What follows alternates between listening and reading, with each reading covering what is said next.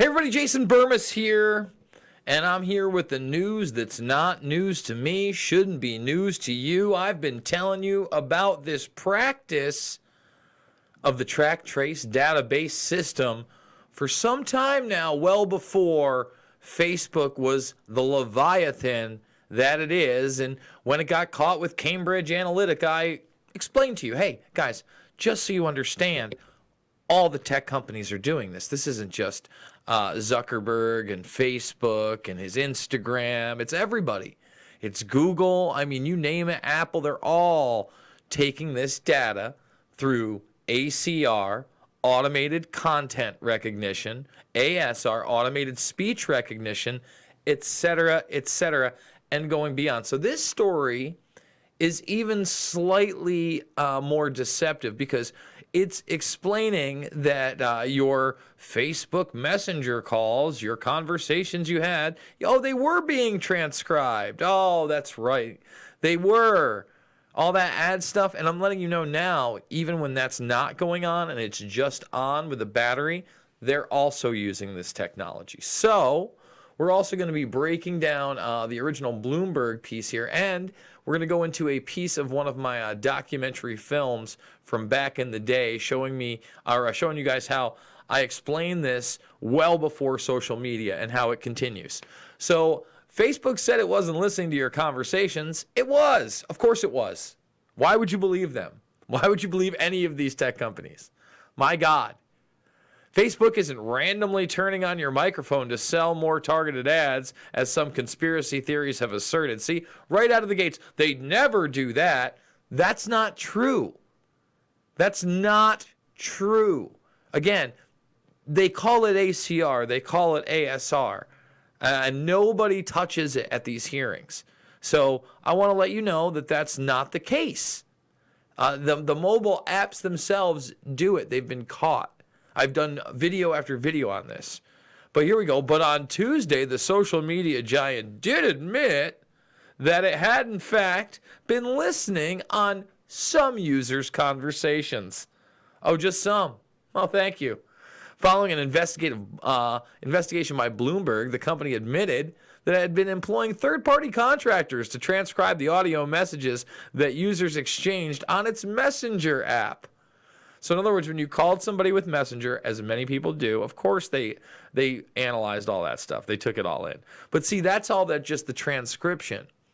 Remember, when I talk ACR, look, it's ambiguous for a reason. The apps out there, thousands of apps are spying on your kids, right? Let's see. There's the New York Times report, a slew of apps. Here's the New York Post. But again, this talks about smart televisions. This talks about tablets, et cetera, And the main software that they use, and they brag about how they do it in real time so they can give ads to you, Alfonso ACR software. We're doing it live. Oh, there it is. See, I even spelled it wrong. It's for app developers. Sure it is. Okay. Where's the actual... See, you can see that it actually came up in the news. So here's their website, ACR Technology and the Consumer Choice. Watch my videos on this product. Okay, Facebook, all of them are using it. So now they're just admitting to you that there are transcriptions of your audio conversations that many people had over Messenger. I've had them over Messenger. In fact, when I worked for We Are Change, that was the majority of how we communicated was through Facebook Messenger until we used Google Hangouts. All right? At least for video. So let's go over this piece because it's kind of a fluff piece, but, again, let's break it down. It's really intense right now because a lot of people have heard Facebook come out and say that they do not listen to their users' conversations. They're not listening to you on your phone, etc. Sure. However, there is a subset of Facebook users who use the transcription service on their Facebook Messenger chats. So say if I send you a voice memo, you would have an option to transcribe that memo. Okay. What Facebook has done is in order to make sure that the AI is transcribing that correctly, they've also sent those clips to these hundreds of outside contractors who are listening to these people's conversations and judging their human transcriptions against the AI. Now, again, I want to point out that this is kind of a whitewash of what's going on, but it's slowly getting the public used to the fact that everything you do is under this microscope.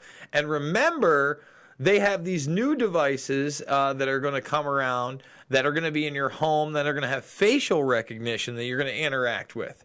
And so does Google. They're the competing devices. I can't remember what they are. Crypto, Karist, FX. I'm going to butcher that last. Thank you so much for that super chat. But let's continue here. But you're also reporting that it's not just to determine the accuracy of the conversation, but also if the conversation are violating standards. Well, it's unclear about why. The contractors are not told why, but Facebook seems to put this in the same bucket. They said that, yes, they have been doing this. They confirmed our scoop, but they put in the same bucket as what Google and Apple and Amazon have done in trying to use humans to make the AI more functional. So, again, under the guise of everybody else is doing it, and it's all limited hangout. Let's go back in time. Let me explain to you that our military-industrial complex has used the technology at the time at the bare minimum to spy on everybody. And now, because corporate interests and national security interests and third-party contractors and shell corporations and private military contractors, et cetera, things like Booz Allen Hamilton exist, it's all kind of a gray area, isn't it? And this surveillance is used more than just for in the backdrop for fighting terrorism and even building databases on large-scale places and even small-scale places, but to sell that to advertisers, to make you a consumer. Here, we find out that through this Hepting versus AT&T lawsuit in My Film Invisible Empire from 2010, and the information was there well before then, that since the 90s, everything has been routed to servers that go through the NSA. You want to talk about Five Eyes and the Snowden revelations in 2012? I was telling you this long before that. Let's go to it. That they have been tracking, tracing, and databasing our lives for years. Many people are aware that the Bush administration engaged in warrantless wiretaps on American citizens. What they don't understand is that it's come out in court that all the major telecommunications companies have been secretly storing every piece of data received from our phones and our computers and handing them over to the National Security Agency. You heard about the government secretly listening in on phone conversations without a warrant, but there is evidence that your email is also being tapped. Oh. The government has been intercepting most emails as part of its terrorist surveillance program. That program has been criticized as illegal because it's missing an important ingredient: search warrants. Several years ago, Klein says he came to suspect that AT&T had installed secret computer gear designed to spy on internet traffic at the request of the National Security Agency. This is just a small part of the picture, as AT&T was not the only company involved and emails were not the only issue. The NSA was installing Norris Insight systems, which are capable of monitoring billions of bits of internet traffic per second. It was also able to monitor any calls trafficked through its system, all websites visited, all instant messaging, and separate types of transaction records. How about all that? The secret room at AT&T contains gear which enables the government to look at every individual message on the internet and analyze exactly what people are doing. Here's another document. It mentions a company called Norris. Norris makes computer software that can swallow and analyze 10 gigabytes of information every second. That means it could go through all the information in all the books in the Library of Congress in a little over 15 minutes. And by the way, by now that is dwarfed. That's a joke. All right, that's a joke. How much it can go through. We process information there's a lot more information out there. But let me tell you. The documents Klein and others were able to produce were then censored by the NSA. Bankston isn't allowed to talk about the documents in detail. The government has since had them sealed. But he says what is in there boggles the mind. We are talking about a substantial portion of all the communications traffic in the United States. The policies have been shielded by the Obama administration and continue to this day. Attorney General Holder has publicly stated lawsuits be thrown out of court, and after several attempts, Klein and other cases were thrown out as well, once again citing the national security of what used to be a constitutional republic, not a massive corrupt slave state. Hey, how about that, Jason Burmis 2010? Folks, if you're new to the channel, if you like the variety today, you know, not just the Epstein stuff, but the Bill Gates stuff, some purviews into my documentary films that are all free. They're all on my playlist. You can go check out Shade the Motion Picture, Invisible Empire, which you just watched a piece of, Fabled Enemies, and even Loose Change Final Cut.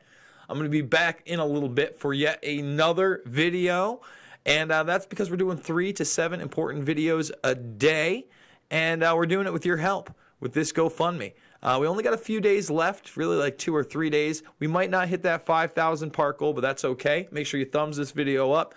If you're not a subscriber, join the Burmis Brigade now. Ring that bell for notifications. And with that being said, guys, I will see everybody on the flip.